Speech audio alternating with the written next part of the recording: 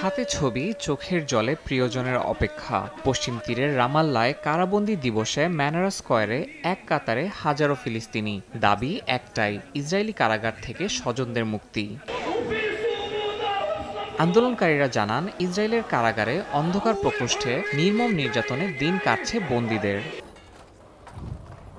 Hamas বলছে, গাজায় যুদ্ধ শুরুর পর যাদের আটক করা হয়েছে তাদের জীবনের দায় ইসরায়েলকেই নিতে হবে। কারাবন্দীদের মুক্তি যুদ্ধবিরতির মূল শর্ত।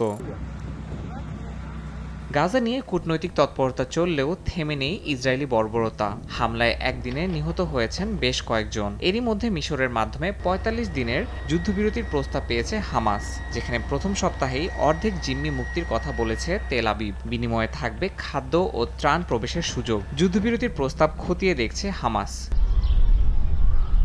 এদিকে গাজার পরিস্থিতি ক্রমেই ভয়াবহ হয়ে উঠেছে। খাদ্য, পানি, ওষুধের হাহাকার সবখানে। ১১ লাখের বেশি শিশু ভুগছে চরম অপুষ্টিতে। মিশরের পররাষ্ট্রমন্ত্রী বলেছেন, গাজায় মানবিক বিপর্যয় ঠেকাতে অবিলম্বে যুদ্ধবিরতি জরুরি।